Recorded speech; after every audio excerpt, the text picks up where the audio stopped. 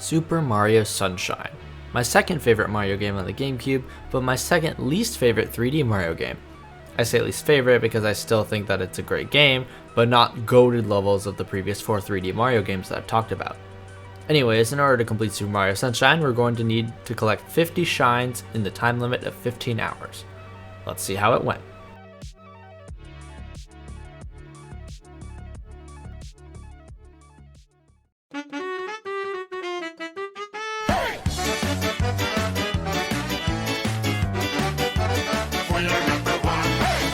Our story begins in Ricco Harbor. We navigate the large ship by using the B button to flip around the revolving gate, clearing obstacles, stopping bloopers, and reaching the top of the ship via the revolving gate on the cage. We navigate through various platforms and obstacles, including a crate-driven platform and crane-borne platforms, to reach the far right corner of the cage, utilize Water Squirt to transform bloopers into platforms, and ultimately ascend to the rising platform leading to the catwalk for access to the upper level of the village.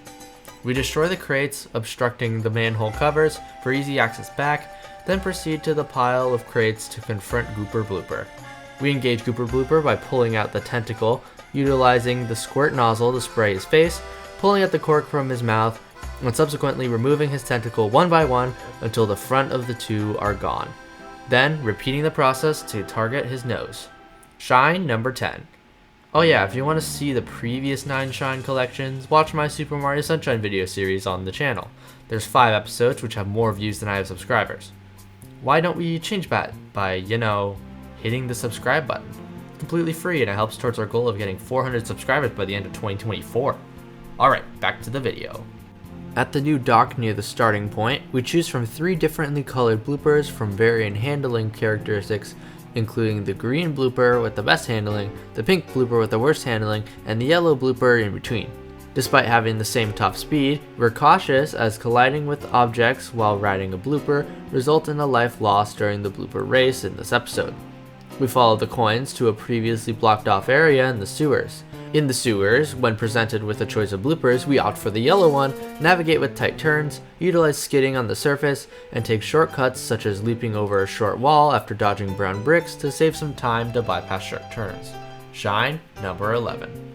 To efficiently complete the level, we disregard the arrows and instead use a manhole to access the upper part of the village, jump onto the balconies, and smash the crates to create an accessible route back. We proceed by walking across the lattice to reach a network of catwalks, then jump onto the candy cane striped crane, and from there, onto a pair of vertical screens. We navigate through the revolving gate, jump onto the second fence, pass through the gate, obtain the rocket nozzle from the box, and use it under the cage to propel straight up for an easy way to collect the 12th Shine Sprite without strictly following the arrows. We easily access an old school level by picking up the rocket or hover from the platform with the blue coin and entering through the door at the top.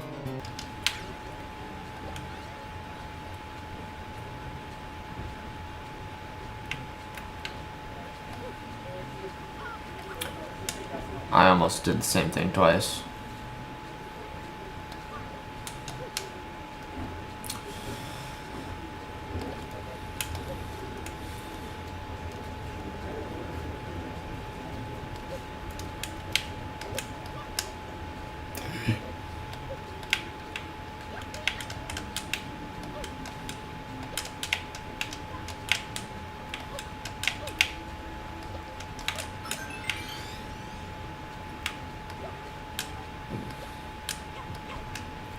That's almost bad. Okay.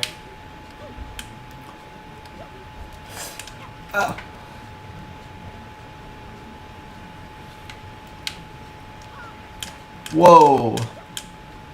I don't know how I survived that, but I did. Got another life, which is awesome. Come on, we're so close. No.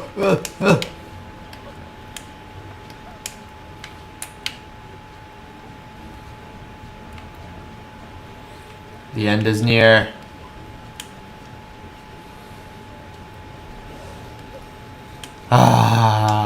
Yes.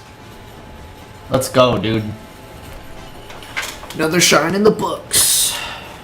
We prepare for a rematch with Gooper Blooper on the helipad by hovering onto the red platform below him, obtaining a rocket nozzle, shooting straight up onto the grating below the helipad, jumping through the vertical turnstiles, and engaging in an unchanged boss fight. In the confined space, we stay close to Gooper Blooper, squirt him, and when he performs a tentacle strike, jump on the tentacles to flatten them out, allowing us to subsequently pull them off in any direction. 14th Shine. We activate the appearance of red coins by ground pounding the red switch on the docks, then choose a blooper, with the green one having the best handling, and collect the red coins within a generous 2-minute time frame. We opt for the optimal route by following the coin path starting at the first floating platform, looping around the bay, and considering a deviation after obtaining the 7th coin to create a custom path for the 8th, strategically avoiding the challenging sequence of jumping over 2 boats in quick succession if the path is strictly followed. After collecting the last coin, we skillfully return to the dock by steering towards it and jumping right before impact, ensuring that the shine is directly in our path, preventing skidding by and having to loop around again. Shine number 15. We initially splat Shadow Mario on the boat ramp, then pursue him inside the ship where we find the turbo nozzle box. We easily access the secret stage by spraying the Sprout in the middle of the beach to reveal a sandcastle on the peninsula, and then head towards the giant arrow for another old school stage.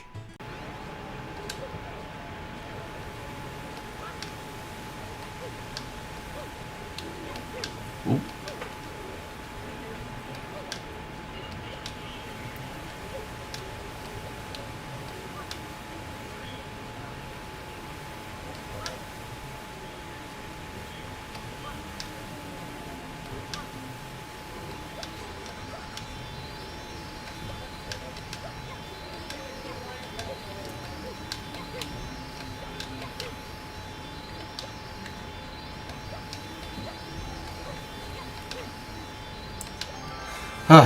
We did it! 17th Shine, baby!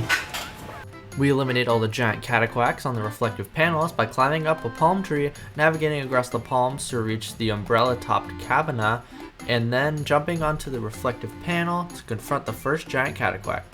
We spray the cataquack to the edge until it loses balance, then perform a ground pound followed by a slam, repeating this process on the other reflective panels, using a wall kick to reach the next one and jumping to the low floor of the tower to hover across to the panel with 3 cataquacks. Combating multiple cataquacks is as straightforward as facing them individually.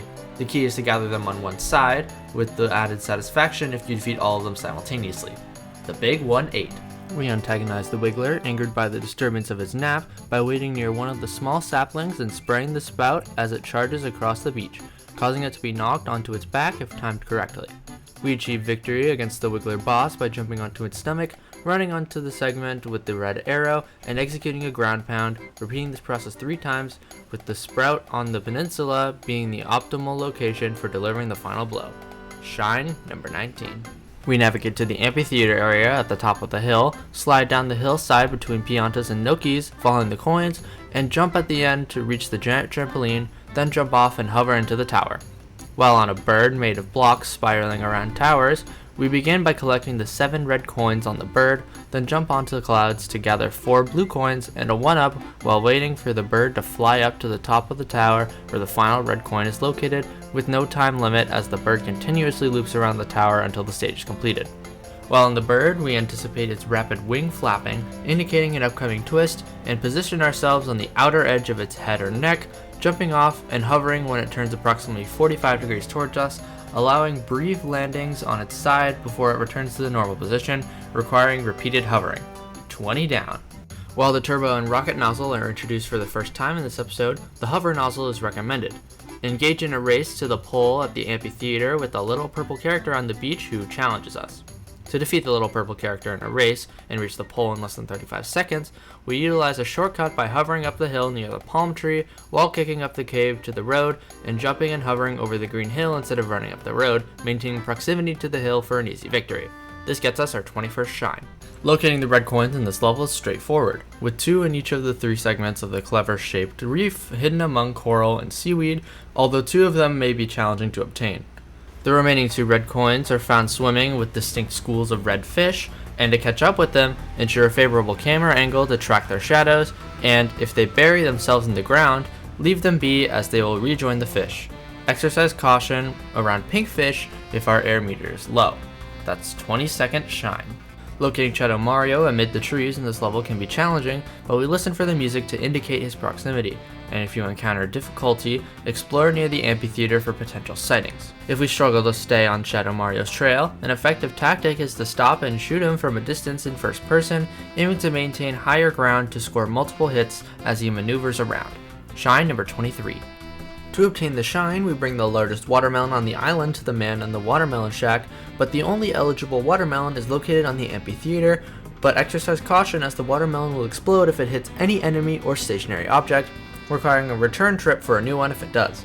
We guide the watermelon down the hill, rushing after it to shield it from the cataquacks, employing the hover nozzle to stun them, ensuring stunned enemies don't obstruct the path, as the watermelon will burst upon even just touching a stunned enemy. We carefully lead the watermelon to the shore across the bridge and to the watermelon shack, taking advantage of the ample space on the bridge to avoid the cataquacks and ensuring a slow and conscious approach to prevent any complications. That's 24 and Gelato Beach is done. For the first shine in Pinna Park, we engage in a seemingly challenging but straightforward boss battle by following Shadow Mario into the park, riding the roller coaster, and allowing FLUDD to automatically pick up rockets, which can be aimed at Mecha Bowser and fired, with 4 hits required to defeat him. While Mecha Bowser retaliates by shooting bullet bills that FLUDD alerts us about, enabling us to destroy them with water blasts, he also breathes fire, which can be countered by spraying into flames with the squirt nozzle before entering. Upon his defeat, we get our 25th shine.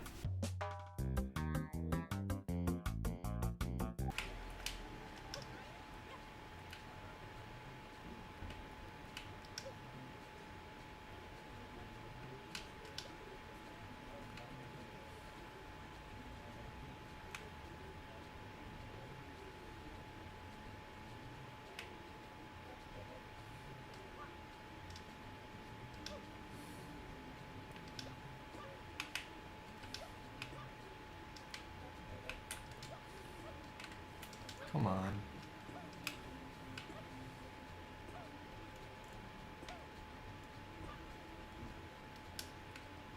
Bruh.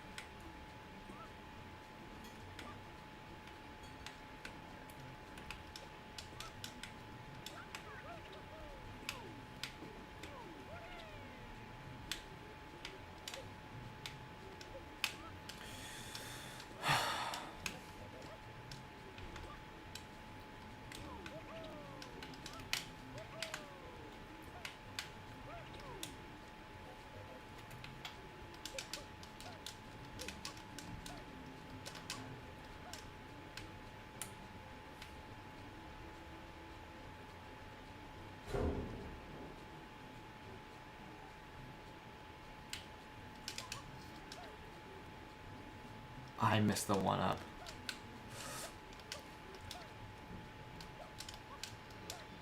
Doesn't matter, we got the shine.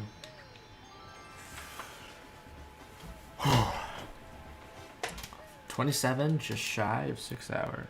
Nope, 26. My bad.